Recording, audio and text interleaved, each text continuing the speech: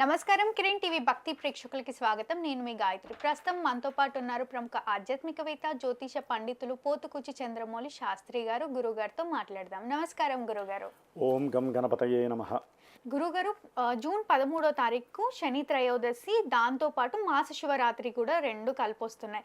మళ్ళీ ఆ రోజు కూడా విశేషంగా పూజలు, హోమాలు, యాగాలు ఇవన్నీ కూడా నిర్వహించుకునే వాళ్ళు నిర్వహించుకుంటూ ఉంటారు. మళ్ళీ ఆ రోజు విశేషంగా మీరేం చేస్తున్నారు? ప్రజలకి ఏ రాశి వారికి ఎలాంటి చేంజెస్ ఉంటాయి? ఇంట్లో జరుపుకోవాల్సిన విధి విధానాలు ఏంటి? ఒకసారి తెలియజేయండి. తప్పకుండా అమ్మ, ఇది అందరికీ ఉపయోగపడేటటువంటి మంచి విషయాన్ని నువ్వు అడగటము, విన్నటువంటి వాళ్ళందరూ కూడా ఆచరించటం వలన వారికి ఉన్నటువంటి కర్మదోషాలు తొలగటానికి అప్పుడప్పుడు భగవంతుడు మనకున్నటువంటి సంవత్సరకాల ప్రమాణంలో ఒక్కొక్క రోజు ఒక్కొక్క విశేషాన్ని ఇచ్చినప్పటికీ కూడా కర్మదోషాలు పోవడానికి మరి దానికి కారకత్వం వహించినటువంటి శని భగవానుడు. కాబట్టి ఈ యొక్క శని భగవానుణ్ణి ఆరాధించటం వలన దోషాలు పోవటమే కాకుండా ఆయన యొక్క అనుగ్రహం కలిగి బాగా ఆలస్యం అవుతూ పోస్ట్పోన్ అవుతూ అసలు జరగదు అనుకున్నటువంటి విషయాలన్నీ కూడా పుషింగ్ ఇచ్చేటటువంటి శక్తిని ఆ శని భగవానుడు, మనం చేసే పూజ ద్వారా, పూజ కూడా ఒక కర్మే, అనుభవించేది కర్మే, ఆ అనుభవించేటటువంటి దోషాలు పోవడానికి చేసే పూజని కూడా ఆయన చేయిస్తేనే జరుగుతుంది. అదే దాన్నే మానసిక చర్య అంటారు.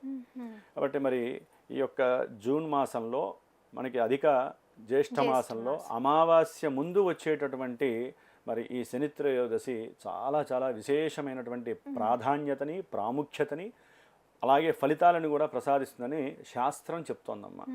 అందులో మరి ఈశ్వరుడు ఆయనకి ప్రీతికరమైనటువంటి మాస శివరాత్రి ఆల్రెడీ అందరికీ తెలిసిన విషయమే.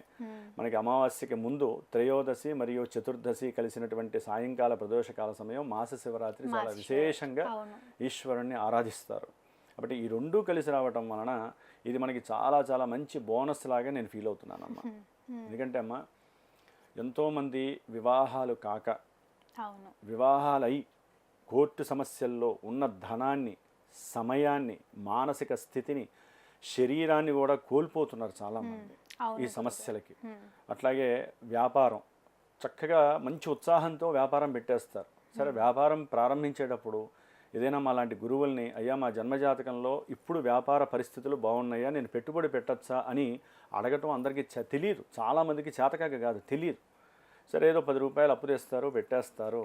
భాగస్వాములు, ఎదురుగుండా ఉన్నటువంటి వ్యక్తులు, స్త్రీలు కావచ్చు, పురుషులు కావచ్చు, ఎవరైనా సరే మోసం చేయటం, వీరికి సరైనటువంటి లాభాలు చూపించకపోవటం, వీళ్ళు సరేలే వ్యాపారం పెట్టాం కదా కొంచెం సమయం తీసుకుందామని చెప్పి ఆలస్యం చేయటం ద్వారా మరి ఆలస్యానికి శనే పూర్తిగా వారు ఎదురు తిరగటం, కొంతమంది మిస్ అయిపోవటం, మాయమైపోవటం, వీళ్ళు కోర్టులో కేసు వేయటం, ఆ కోర్టులకి వీళ్ళు పెట్టిన పెట్టుబడి కాకుండా మళ్ళీ అప్పు తీసుకొచ్చి ఆ అప్పుని పెంచుకుంటూ, మరి కోర్టు అంటే తెలియదు ఏముందమ్మా, ఒక రోజుతో అయ్యే పని కాదుగా, ప్రొలాంగ్ అవుతుంది, బాగా లాంగ్ డిస్టెన్స్ అయిపోయి వీళ్ళు ఏ పని మీద చివరికి భార్యాబిడ్డల మీద సరైనటువంటి ఫీలింగ్ని వ్యక్తీకరించలేరు, తల్లిదండ్రులతో మంచిగా ఉండలేరు, వీరు చేసే ఉద్యోగం కానీ వీరు చేసే ప్రయాణంలో కూడా సౌఖ్యత లేకుండా ఈ శని బాధలు ఈతి బాధలుగా సంప్రాప్తించి వీరు పడే క్షోభ అంతా ఇంత కాదు. ఇదొక వ్యవహారం. ఇంకొంతమంది పురుషులు కావచ్చు, స్త్రీలు కావచ్చు, వివాహ సమయం దాటిపోయి 30 ఏళ్ళు దాటిపోయి 35 ఏళ్ళు దాటిపోయి వివాహాలు కాక అసలు వివాహం అవుతుందా లేదా అనేటటువంటి తర్జమాలో పడిపోయి మానసిక క్షోభ అనుభవించడంలో వివాహం కానిటువంటి వాళ్ళు సామాన్యంగా ఉండరమ్మా. చాలా మంది ఉన్నారు. మరి వీళ్ళకి అసలు ముఖ్యంగా అబ్బాయిలే ఉన్నారు గురుగారు. అమ్మాయిలు అంత ఇంట్రెస్ట్ చూపించట్లే కానీ పెళ్లి కాని వాళ్ళు అబ్బాయిలే ఉన్నారు. చూపిస్తే చాలా వరకు 90 మందికి అయిపోతుందమ్మా. 190 మందికి పెళ్ళిళ్ళు రెడీగానే అయిపోతాయి. అంటే ఒకటమ్మా, ఇది లౌకికమైనటువంటి పరిస్థితి అయినప్పటికీ జన్మజాతక ప్రభావం చాలా ఘోరంగా ఉంటుందమ్మా. దాంట్లో చాలా వేరియేషన్స్ ఉంటాయి. దృష్టిలు కావచ్చు, సంయోగ స్థితులు కావచ్చు. శని ప్రభావం అయితే జాతకంలో ఆలస్యాన్ని సూచిస్తుంది. పెళ్ళిళ్ళు అవుతాయి కొంతమంది 40 ఏళ్ళకి, 39 ఏళ్ళకి, 37 ఏళ్ళకి కూడా అవుతాయి. కంగారు పడాల్సిన అవసరం లేదు, అంత ప్రొలాంగ్. కొంతమందికి అదే శని కొంత కలవటం ద్వారా, వేరే గ్రహం, శుభగ్రహం చూడటం ద్వారా 22 ఏళ్ళకి కూడా పెళ్ళి లేని వాళ్ళు ఉంటారు. అయితే ఏంటంటమ్మా, వివాహం అయ్యి వాళ్ళ మధ్య సరైనటువంటి పోకడ, సరైనటువంటి ఫీలింగ్స్ లేక ఎడబాటు జరిగి కొంతమంది కోర్టు కేసులు, ఆ కోర్టు ద్వారా వీరికి వచ్చేటటువంటి ధనాన్ని వాళ్ళకి ఇవ్వటము, దానివలన ఆస్తులు అమ్ముకోవటము, ఏం చేయాలో తెలియని పరిస్థితి వలన అసలు క్షోభలు అత్యంత ఉండవమ్మా. ఈ శని ఇచ్చేటటువంటి ప్రభావాలే ఇవన్నీ కూడా, ఇంకే గ్రహము ఇవ్వదు. సరే, జాతకంలో గ్రహాల వలన ధన నష్టానికి గురుడు, అట్లాగే మాట జారటం ద్వారా బుధుడు, కోపము ఆవేశంతో కుటుంబాలలో కానీ వ్యాపారాల్లో కానీ ఉద్యోగాదుల్లో కానీ వీరు పోగొట్టుకున్నారంటే కుజగ్రహ ప్రభావం. మల్టీపర్పస్గా గ్రహాలన్నీ యాక్టివేట్ అవుతూ ఉంటాయి. కానీ ఆలస్యానికి లేకపోతే అనుకున్న కార్యక్రమం 1కి 10 సార్లు చేస్తే కానీ అది వివాహం ప్రయత్నాలు కావచ్చు, ఉద్యోగ ప్రయత్నం, మెయిన్ ఉద్యోగాలమ్మ. ఉద్యోగాలు లేక ఇబ్బందులు పడుతున్నటువంటి వాళ్ళల్లో ముఖ్యంగా ఈ శనిగ్రహ దోషము ఎక్కువగా ఉన్న వాళ్ళకి ఉద్యోగాలలో ప్రయత్నాల్లో కూడా సక్సెస్ సాధించలేరు. ఇంటర్వ్యూలు ఇస్తారు, ఉద్యోగాలకు సంబంధించినటువంటి వ్రాత పరీక్షలు రాసినా కూడా వాళ్ళకి ఎక్కడా కూడా అనుకూలమైన పరిస్థితులు ఈయన ఇవ్వడు. అదే జాతకంలో ఆయన ఉండే ప్లేస్ ని బట్టి ఇలాంటి ఫలితాలను ఇస్తూ ఉంటాడు. ముఖ్యంగా ఏ ప్లేస్ లో ఉన్నాడు అన్నదాన్ని బట్టి ఉంటుంది. దాంట్లో మరి గోచారంలో శని ప్రభావం ఎవరికి? రాసుల రీత్యా ఆల్రెడీ ఏలినాడు శని ప్రభావం, అష్టమ శని, అర్ధాష్టమం, వీళ్ళల్లో ఒక్కొక్కరికి ఒక్కొక్క రకమైనటువంటి భావనలతో కూడినటువంటి శని ప్రభావాలు అధికంగా ఉంటాయి. ముఖ్యంగా శని త్రయోదశి ఎవరికి బోనస్ పాయింట్ లాంటిదంటే అమ్మ, ఏలినాడి శని నడుస్తున్నటువంటి వాళ్ళకి, అష్టమ శని ప్రభావం కలుగుతున్న వాళ్ళకి, అర్ధాష్టమ శనిని చక్కగా అనుభవిస్తున్నటువంటి వాళ్ళకి ఎలాంటి బోనస్? బోనస్ అంటే ఆయన్ని ఆరాధించుకొని ఆయనకి అభిషేకం చేసి ఆయనకి సంబంధించిన దానాలు ఇచ్చేశారనుకోండి, మనకి 90% జరగాల్సినటువంటి చెడు 80% జరుగుతుంది. మొత్తం తీసేడు ఆయన ఏమి, 80% 10% మరి చేస్తున్నాగా. ఓకే, నాకు పూజ చేశాడు కాబట్టి కొంతవరకు ఆయన అలా పక్కకి జరిగే అవకాశం ఉంటుంది. ఆలస్యం 10 రోజులు అయ్యే ఆలస్యము 6 రోజులు 7 రోజులకు మనకి పని అయిపోతుంది. ఇట్లా ఈ యొక్క శని ప్రభావం ముఖ్యంగా ఇప్పుడున్నటువంటి గ్రహ గోచార స్థితిలో మనకి మేషాది మీనరాశి పర్యంతం, కుంభరాశి, మీనరాశి, మేషరాశి, వీరికి రకరకాలైనటువంటి వ్యవహారాదుల్లో ధనపరంగా, వ్యాపార రీత్యా, పెట్టుబడుల రీత్యా, ముఖ్యంగా వివాహ రీత్యా, కుటుంబ రీత్యా ధనము పెట్టుబడి పెట్టి మోసపోయినటువంటి పరిస్థితి, వాక్కు వలన ఉద్యోగాదుల్లో అనిశ్చితి, దూర ప్రాంతాల్లో ఉన్నవాళ్ళు ఏం చేయలేక కొట్టుకునేటటువంటి పరిస్థితి, ఇలాంటి సిచ్యువేషన్స్ అన్నీ కూడా మానసిక ఒంటరి పోరాటం, మానసిక వేధలు, విచారాలు, వికారాలు, మనసుకి సంబంధించిన ప్రతి సంబంధాన్ని, ఇబ్బందుల్ని కూడా ఈ ఏలినాటి శనిలో అనుభవించే వాళ్ళకి ఇది ఒక బోనస్ లాంటిది. ఈ పూజ, ఈ అభిషేకాలు ఇవి చేసుకోవటం ద్వారా. అష్టమ శని మృత్యుదోషాలు, ప్రమాదాలు, విపరీతమైనటువంటి కష్టాలు, నష్టాలు, అనుకున్న పనులు ప్రతిదీ కూడా వెనక్కి వెళ్ళిపోవటము, అట్లాగే పూర్వజన్మలో చేసుకున్నటువంటి దోషాలన్నీ జన్మలో అనుభవిస్తూ కూడా కొన్ని మృత్యు మారక దోషాలు కూడా ఈ అష్టమ శని సింహరాశి వాళ్ళకి ఎక్కువగా జరుగుతూ ఉంటాయి. ఇక తర్వాత వివాహ ప్రయత్నాల్లో ఆటంకాలు, వ్యాపారాల్లో దోషాలు, అట్లాగే ఎదుటి వాళ్ళు మోసం చేయటం, పెట్టుబడి పెట్టిందాక చెప్పినట్లుగా భాగస్వాములు, ఇవన్నీ కూడా కన్యారాశి వారికి అధికంగా ఉంటాయి. ముఖ్యంగా ధనుస్సు రాశి, ధనుస్సు రాశి వారికి గృహపరమైనటువంటి, అంటే ఏ రకంగా గృహం కట్టుకోవాలన్నా, గృహం కట్టుకుంటూ ఆగిపోయి, లేకపోతే భూమి కొనాలన్నా భూమికి సంబంధించిన కబ్జాలు, లేకపోతే కొన్నటువంటి భూమి వాళ్ళు మర్చిపోయి ఎక్కడుందో తెలియకపోవటం, కొన్ని ఎకరాలు ఉంటుంది ఈ లోపల కలిసిపోయి ఉంటాయి, 10 ఏళ్ళకో 20 ఏళ్ళకో చూసుంటారు, కలిసిపోయి ఉంటాయి. లేకపోతే అన్నదమ్ముల మధ్య, లేకపోతే తండ్రి కొడుకుల మధ్య ఈ భూ సంబంధిత వ్యవహారాల్లో ఇబ్బందులు, ఇవన్నీ కూడా భూములకి, వాహన ప్రమాదాలు, మానసిక సౌఖ్యం లేకపోవటం, కళ్ళ ముందు పంచపక్ష పరవాణాలు ఉంటాయి, తినటానికి వాళ్ళకి మానసికంగా ఉన్నటువంటి ఈ గుబులు, మానసికమైనటువంటి దోషాల వలన ఎవరింటికన్నా వెళ్ళినా, ఎవరన్నా భోజనం పెట్టినా తినలేక మానసికంగా లోపల బరువు ఉంటే గొంతేం దిగుతుందమ్మా భోజనం. అలాంటి పరిస్థితులన్నీ కూడా ధనుసు రాశి వారికి ఏం చేయాలో తెలియని పరిస్థితి ఉందమ్మా.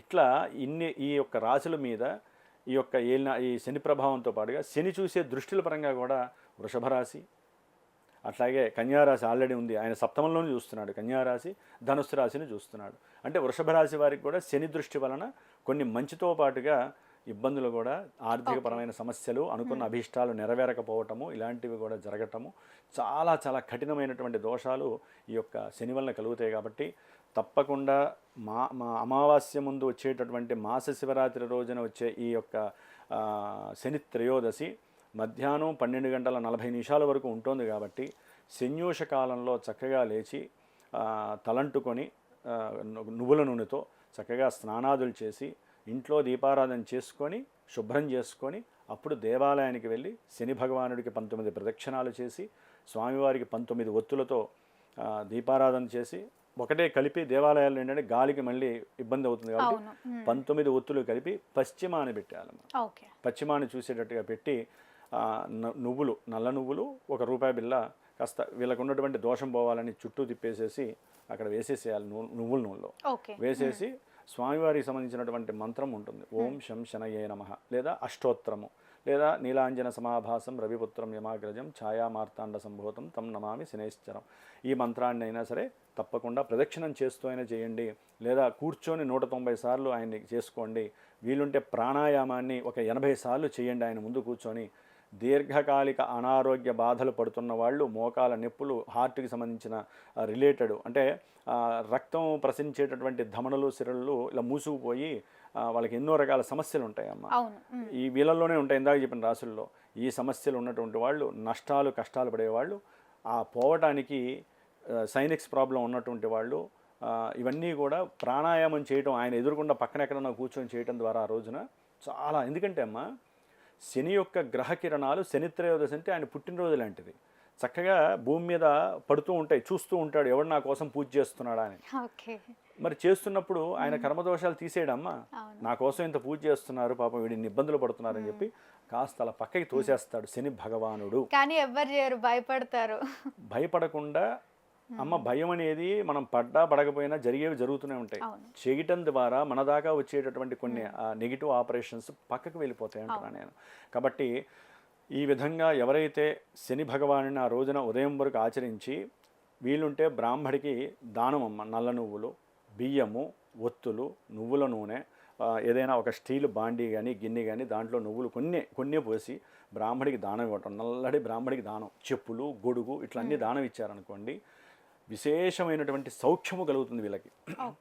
మానసికంగా ఉన్న విచారాలు తొలగిపోతాయట దానం ఇస్తే.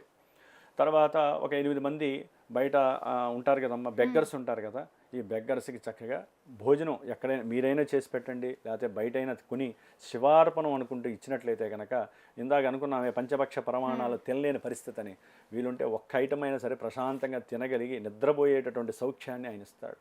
అంటే అభిషేకాదులు, పూజలు, దాన ధర్మాదులు చేయడం ద్వారా శని భగవానుడు ఉపశమించి మనకి కావలసినటువంటి పనులు చేసి పెడతాడు అని మాత్రం ఎక్కడా కూడా ఈ విషయంలో ధర్మశాస్త్రం మనకి శాస్త్రం నిగూఢంగా చెప్పిందమ్మా ఆ విషయాన్ని. అట్లాగే వీలుంటే అదంతా చేసిన తర్వాత పరమేశ్వరుడికి అభిషేకము, లేదా మాస శివరాత్రి రోజున సాయంకాలం, ఇప్పుడు సపోజు సాయంకాలం పూట కొంతమంది నువ్వుల నూనెతో అభిషేకం చేస్తారు శని త్రయోదశి కాబట్టి. ప్రదోషకాలం 6 ఆ టైంలో వీళ్ళు కనుక నువ్వుల నూనె తీసుకెళ్తే నువ్వుల నూనెతో అభిషేకం చేస్తారు. సరే కొంతమంది చేయలేదనుకోండి, ఆవు పాలు తీసుకెళ్ళి పంచామృతాలతో అభిషేకం చేస్తే కనుక విశేషమైనటువంటి సౌఖ్యాలు మనకి ఏవైతే ఉన్నాయో, గృహ సౌఖ్యం, వాహన సౌఖ్యం అన్నీ శని భగవానుడు వెంటనే తలకాయ వంచాల్సిందే ఈశ్వరుడికి అభిషేకం చేస్తే. ఎందుకని ఈశ్వరుడు పక్కన లక్ష్మీ కుబేరులు ఉంటారు కదా, వాళ్ళు కంపల్సరీ ఈశ్వరానుగ్రహం ఇట్లా చూస్తాడు శివుడు వాళ్ళిద్దరు. అంటే ఇప్పుడు ఈశ్వరుడికి చేయమంటారా శనీశ్వరుడికి? ఉదయం శని భగవానుడికి చేయాలి, సాయంత్రం ప్రదోషంలో ఈశ్వరుడికి చేసినట్లయితే కనుక విశేషమైనటువంటి ఫలితం వస్తుందమ్మా. ఎందుకంటే అమ్మా త్రయోదశి చతుర్దశి కలిసి ఈవినింగ్ వచ్చిందే మహాశివరాత్రి అవుతుంది. ఈ రెండు కలిసి వచ్చినాయి కాబట్టి అటు శని భగవానుడిని ఇటు ఈశ్వరుడిని కనుక ఆరాధించడం వలన విశేషమైనటువంటి సౌఖ్యాలు కలుగుతాయి. మరి మా యొక్క శ్రీమాతా జ్యోతిషాలయ పీఠంలో ఈ కార్యక్రమాలలో విశేషంగా నేను చేయాల్సింది ఇదేంటంటే, విడిగా వాళ్ళు దగ్గరున్న దేవాలయాల్లో చేసుకోవాలమ్మా. కొంతమంది విదేశాల్లో ఉన్న వాళ్ళందరికీ కుదరవు. ఇక్కడ ఉన్న వాళ్ళు కూడా ఆ సమయాల్లో వేరే ఆఫీసుల్లోనో మీటింగుల్లోనో ఇంకా ఏదో సమస్యాత్మక విషయాల్లో మనసు చెరించక ఇప్పుడు ఉన్నారమ్మా, కొడుకులు లేకపోతే కూతుర్లు కొంతమంది మాట వినరు, ఇలాంటి పూజలు చేయరు. అప్పుడు తల్లిదండ్రులు ఏం చేయాలి? ఇట్లాగే ఏ పీఠాల్లో మాలాంటి వాళ్ళ చేత చక్కగా ఈ పూజలు పునస్కారాలు చేయించాలి. ఆ రోజున విశేషంగా అమ్మ నేను శనివారం 13వ తేదీ ఒక 8 మంది బ్రాహ్మణుల్ని కూర్చోబెట్టి ఎవరైతే గోత్రనామాలు ఇచ్చి వారికి ఉన్నటువంటి సమస్యని చెప్తారో ఆ సమస్యని చెప్పి శని భగవానుడి యొక్క మూలమంత్ర జపం ఉంటుంది, వేదమంత్రం. శమగ్నిరగ్నివిష్కరశ్చన్నస్తపత సూర్య శంబాతో వాత్వరప అపస్త్రత, ఈ మంత్రాన్ని 19,000 సార్లు జపించేసి క్షీరతర్పణం చేయడం అంతవరకు అయిపోతుంది. సాయంత్రం పూట ఇదే 13వ తేదీకి సాయంత్రం పూట స్వామివారికి నువ్వుల నూనెతో స్ఫటికలింగానికి అభిషేకం చేయడం. స్ఫటికలింగం నాకు విశ్వేశ్వర దేవాలయం నుంచి నేను తెచ్చుకున్నాను. ఆ స్ఫటికలింగేశ్వరుడికి నువ్వుల నూనెతో అభిషేకం చేయడం ద్వారా అలా పటాపంచలైపోవాల్సిందే ఈ దోషాలను కంపల్సరీ. ఎందుకంటే అమ్మ స్ఫటికలింగం చంద్రుడికి ప్రతీక. చంద్రుడు మనసుకు ప్రతీక. మనసులో ఉన్న దోషాలు పోవటమే కాకుండా అతి శీఘ్రగ్రహం ఏది మనకున్న నవగ్రహాలు అంటే చంద్రుడు. తొందరగా తిరిగిపోతూ ఉంటాడు. మరి ఆయనకి సంబంధించిన స్ఫటికలింగానికి నువ్వుల నూనెతో అభిషేకం చేయడం ద్వారా మనకున్న కర్మదోషాలు తొలగిపోవడమే కాకుండా ఏదైతే మనసులో సంకల్పం నేను చెప్పుకొని ఎవరైతే గోత్రనామాలు ఇస్తారో వారికి సమస్య తొలగిపోవాలి, వారికి కోరిక నెరవేరాలని చెప్తామో తప్పకుండా ఆ ఫలితం వారికి చేరుతుంది.